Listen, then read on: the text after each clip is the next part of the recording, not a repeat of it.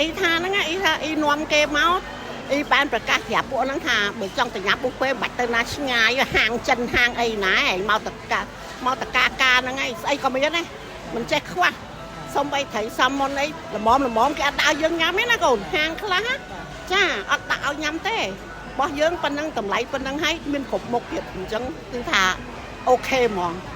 បើសិនជាបងប្អូនណាដែលគាត់អត់ទាន់បានមកសាកនៅកន្លែងហ្នឹងគាត់អាចសាកបានព្រោះដោយសារអីកន្លែងនេះតម្លៃសមរម្យហើយឆ្ងាញ់បុគ្គលិកគេសវិសល្អហើយបើនិយាយទៅ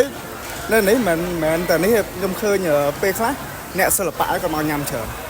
សម្បីតែពួកតារាអ្នកល្បីគាត់មកញ៉ាំច្រើនអញ្ចឹងហើយជាមូលហេតុដែលថាធម្មតាយើងដឹងស្រាប់ហើយពួកគាត់លក្ខណៈថារៀងហាយគាត់មិនមែនចេះតែមកដល់កន្លែងហ្នឹងវាល្អដែរវាឆ្ងាញ់ដែរហើយសវិសល្អដែរបានពួកគាត់មកចង់ប្រាប់ទៅអតិថិជនទាំងអស់គ្នាឲ្យញ៉ាំនៅកាកាស៊ូគីទាំងអស់គ្នាដោយសារតែឥឡូវគឺគាត់មានការ discount 20% សម្រាប់បងដែលគាត់មកញ៉ាំហើយគាត់អាចទទួលបានដោយថែមតែ$5នឹងទទួលបានកាតនេះតែម្ដងសម្រាប់បងដែលអត់ទាន់បានមកគួរតែមកសាកកុំមើលរំលងកាកាស៊ូគីដោយសារកាកាស៊ូគីមានម្ហូបឆ្ងាញ់ច្រើនមុខហើយគ្រឿងសមុទ្រក៏ល្អស្រស់ទៀត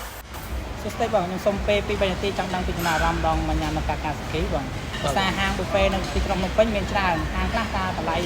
5-6រៀល7-8រៀលក៏មានដែរតែគាត់ថាអីដល់គាត់ជ្រើសរើសមកញ៉ាំទីមកពីញ៉ាំកន្លែងហ្នឹងបន្លែស្រស់របស់ស្រស់ឆ្ងាញ់ហើយមានរសជាតិល្អទៀតយើងញ៉ាំអត់មានខ្លាចអីទេបើទៅកន្លែងផ្សេងមិនចេះខ្វះទីក្រុងភ្នំពេញអ៊ំដើរសាកអស់ហើយអាថោកក៏មានអាថ្លៃជាងហ្នឹងក៏មានតែនៅតែញ៉ាំមិនកើតទេមានអាកតុបដែលVIP ទៀតហ្នឹងណាចូលទៅ3-4នាក់គ្នាក៏ញ៉ាំអត់កើតដែរកូនចាញ់នៅហ្នឹងឯងអញ្ចឹងបានអ៊ំណាសូម្បីតែបងប្អូនមកពីវៀតណាមមកពីចិនមកពីអីបារាំងអីហ្នឹងអ៊ំនាំមកហ្នឹងញ៉ាំរហូតញ៉ាំហាងហ្នឹងអត់ដែរទៅណាឆ្ងាយទេតាំងពីស្គាល់ហាងហ្នឹងមកអ៊ំអត់ដែរទៅណាទៀតទេគឺថាឆ្ងាញ់ហើយញ៉ាំហើយនឹកឃើញឲ្យតែថាចង់ញ៉ាំដឹងតែមកហ្នឹងនិយាយទៅខ្ញុំមកញ៉ាំកាកាស៊ូគីហ្នឹងតាំងពីបើកនៅសាខាចិត្តផ្សារតម្កអញ្ចឹងខ្ញុំស្គាល់យូរហើយអញ្ចឹងខ្ញុំចូលចិត្តនៅហ្នឹងអាហារស្រស់គ្រឿងសមុទ្រក៏ស្រស់ល្អទាំងអស់ហើយសូម្បីតែកន្លែងចតឡានក៏ធំទលាយស្រួលហើយសម្រាប់កូនខ្ញុំពេលដែលគាត់មកហ្នឹងគាត់ចូលចិត្តទៅលេងកន្លែងក្មេងលេង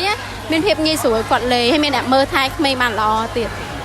បាទជំរាបសួរបងកតាថាខ្ញុំជ្រើសរើសកាកាស៊ូគីដោយសារម្ហូបគឺមានច្រើនមែនតើបងគឺច្រើនខ្លាំងមែនតើដែលខ្ញុំមិន expect ថាវាមានច្រើនយ៉ាងហ្នឹងហើយបរិយាកាសខាងក្នុងហាងក៏វាធំធេងដែរដោយសារតែជីកាត់ទៅឃើញនៅនឹងធំបងហើយដល់ពេលណាមួយឃើញធំទលេហើយការគេសំវាក៏ខាងក្រៅតំណងទៀតបងឲ្យចង់មុខម្ហូបសាច់គ្រឿងសមុទ្រអីមិនដែរបងនិយាយយ៉ាងណាដែរស្រស់ល្អបងដូចយើងនៅសមុទ្រអញ្ចឹងដូចតុំលើកពីសមុទ្រមកអញ្ចឹងណាអញ្ចឹងហើយបាទខ្ញុំចូលចិត្តមកកាកាបងដោយសារមានគ្រឿងសមុទ្រស្រស់ល្អoyster ក៏មានត្រីសាម៉ុនក៏មានច្រើនមុខណាស់ញ៉ាំអត់អស់កូនតែម្ហូបមួយណាក៏ឆ្ងាញ់ដែរម្ហូបណាក៏ញ៉ាំបានច្រើនដែរតែអ៊ំវាអាយុច្រើនហើយអត់សូវញ៉ាំបានច្រើនតែក្មេងៗមកដឹងតែពេញចិត្តហ្មងមួយវាមកញ៉ាំច្រើនណាអញ្ចឹងមិនអ៊ំចេះនាំកូនចៅមកញ៉ាំនៅហ្នឹងទោះបីកូនក្មួយនៅណាក៏អ៊ំនាំមកនឹងញ៉ាំដែរអត់ដែរទៅណាទេទោះបីពួកម៉ាក់ក៏អ៊ំទៅវិញអ៊ំនិយាយប្រាប់ទៀតចង់ទៅញ៉ាំបុហ្វេទៅកាទៅឆ្ងាញ់ខ្ញុំតនីហ្មងចាចំពោះមុខម្ហូបសាច់គ្រឿងសមុទ្រអីគឺស្រស់ល្អហើយមានជម្រើសច្រើនជម្រើសសម្រាប់អ្នកដែលចូលគាត់ចូលចិត្តញ៉ាំអីចឹងណាបងគឺមកហ្នឹងដឹងតែពេញចិត្តហ្មងដោយសារខ្ញុំអ្នកចូលចិត្តញ៉ាំដែរដល់ពេលខ្ញុំមកហ្នឹងខ្ញុំមានអារម្មណ៍ថាវ៉ាវហ្មងចំពោះម្ហូបខ្ញុំគិតថាយ៉ាវាគឺស្រស់មែនតើខ្ញុំឃើញបុគ្គលិកគាត់ចាក់ចូលគឺស្រស់តែម្ដងអញ្ចឹងក្រោយអ៊ំមានពាក្យពេចន៍អីតាមហៅអតិថិជនដែលចង់ទៅញ៉ាំចាអញ្ចឹងមិនអីថាហ្នឹងអីថាអីនាំគេមកអីបានប្រកាសប្រាប់ពួកហ្នឹងថាបើចង់ទៅញ៉ាំបុហ្វេមិនបាច់ទៅណាឆ្ងាយហាងចិនហាងអីណាឯងមកតកាហ្នឹងឯងស្អីក៏មានដែរមិនចេះខ្វះសំបីត្រីសាម៉ុនអីល្មមគេអត់ដាក់ឲ្យយើងញ៉ាំទេណាកូនហាងខ្លះចាអត់ដាក់ឲ្យញ៉ាំទេរបស់យើងប៉ុណ្ណឹងតម្លៃប៉ុណ្ណឹងហើយមានគ្រប់មុខទៀតអញ្ចឹងគឺថាអូខេហ្មងសម្រាប់បងដែលអត់ទាន់បានមកគួរតែមកសាកកុំមើលរំលងកាកាស៊ូគីដោយសារកាកាស៊ូគីមាន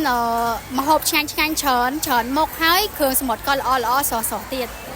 បើសិនជាបងប្អូនណាដែលគាត់អត់ទាន់បានមកសាកនៅកន្លែងហ្នឹងគាត់អាចសាកបានព្រោះដោយសារអីកន្លែងនេះតម្លៃសមរម្យហើយឆ្ងាញ់បុគ្គលិកគេសវិសល្អហើយបើនិយាយទៅនៅនេះមិនមែនតែនេះខ្ញុំឃើញពេលខ្លះ អ្នកសិល្បៈក៏មកញ៉ាំច្រើនសំបីតែពួកតារាអ្នកល្បីគាត់មកញ៉ាំច្រើនអញ្ចឹងហើយជាមូលហេតុដែលថាធម្មតាយើងដឹងស្រាប់ហើយពួកគាត់លក្ខណៈថារៀងហាយគាត់មិនមែនចេះតែមកដល់កន្លែងហ្នឹងវាល្អដែរវាឆ្ងាញ់ដែរហើយservice ល្អដែរបានពួកគាត់មកចង់ប្រាប់ទៅអតិថិជនទាំងអស់គ្នាឲ្យញ៉ាំនៅកាកាស៊ូគីទាំងអស់គ្នាដោយសារតែឥឡូវគឺគាត់មានការ discount 20% សម្រាប់បងដែលគាត់មកញ៉ាំហើយគាត់អាចទទួលបានដោយថែមតែ$5និងទទួលបានកាតនេះតែម្ដងចាំអីទៀតរីករាយជាមួយកាកាស៊ូគី